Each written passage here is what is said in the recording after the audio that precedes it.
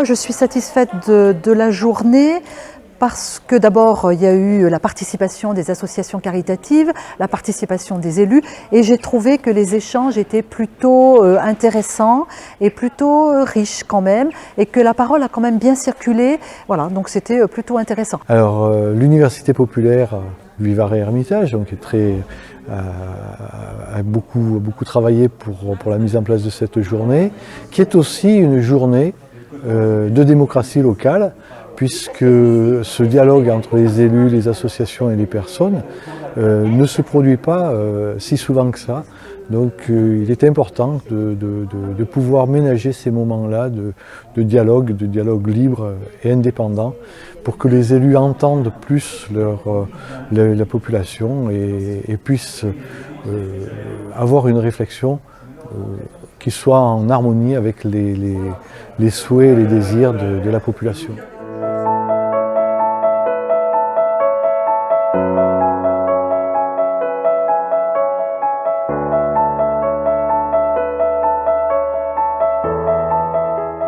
Pour ce qui est de l'impact de la crise Covid sur le monde culturel, en tout cas sur le monde du spectacle vivant, que je connais plus précisément, c'est un impact très important puisque l'activité a été non pas interrompue pendant 2 ans, mais le rapport au public a été interrompu et on se retrouve aujourd'hui face à un secteur qui peine à redémarrer. Le public revient, mais c'est encore difficile et on a tout un tas de problèmes à résoudre, d'accumulation de spectacles qui se sont produits pendant ces 2 ans, et puis de retrouver le public, et ça dépend de tout un tas de facteurs sur lesquels on n'a pas toujours la main.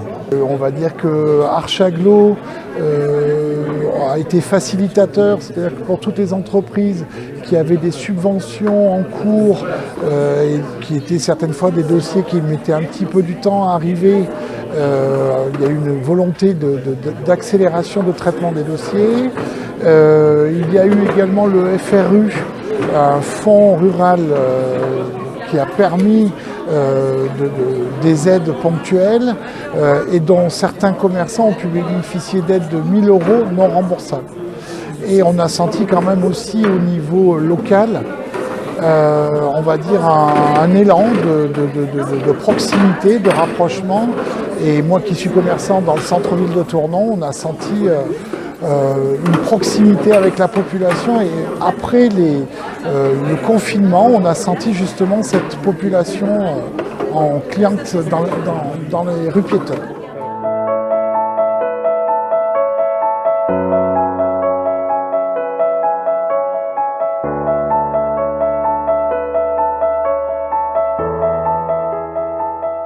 Les personnes qu'on aide au sein de l'association, les personnes sans papier, sont des personnes qui ont été touchées directement par la crise, parce que ce sont des personnes qui n'ont pas de droit sur le sol français, donc pas d'allocation, pas de dispositif d'aide, et sans les associations, ces personnes ne pouvaient pas continuer de survivre en fait. Donc nous avons été bien sûr obligés de nous adapter à ces nouvelles contraintes.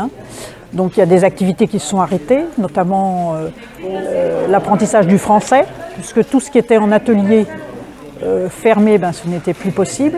Donc les ateliers cuisine, enfin toutes les activités intramuros ont cessé. Alors il y a une activité culturelle avec les enfants en plein air qu'on a pu maintenir, ce qu'on appelle les matinées bonheur, avec la participation d'artistes qui nous ont aidés, qui aident l'association. Que quand les écoles ont fermé et qu'on a demandé aux enfants de continuer de faire l'école à la maison, il y a plein d'élèves pour lesquels ça a été difficile.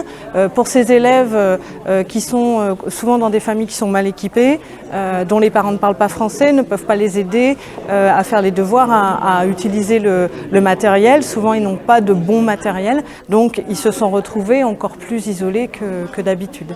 Et c'est vrai que nous, associations, sur ces plans, on n'a pas pu les aider directement.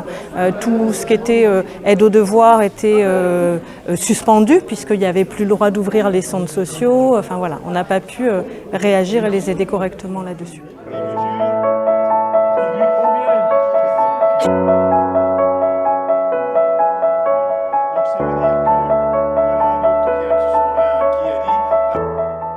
Ce qui ressort de cette journée, c'est l'importance de faire du lien, que ce soit entre associations, collectifs ou avec notre collectivité, nos élus.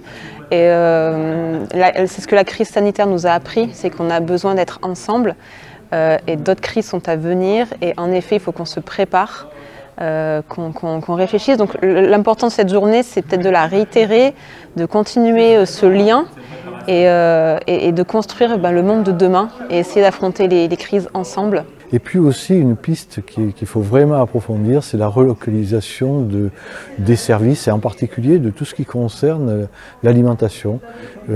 Si on arrivait à relocaliser toute une grande partie de notre alimentation, on serait beaucoup plus capable de subir des crises à partir du moment où elles ne sont pas trop longues, mais quelques semaines ou quelques mois de crise, on pourrait les passer beaucoup plus facilement si on se débrouillait pour relocaliser les productions et la distribution. Ce qui résoudrait aussi un problème sur lequel on est très impacté par les transports dans notre région. Il y a une grosse difficulté de circulation. Et il faudrait envisager de modifier nos comportements pour améliorer la mobilité des personnes sur tout le territoire.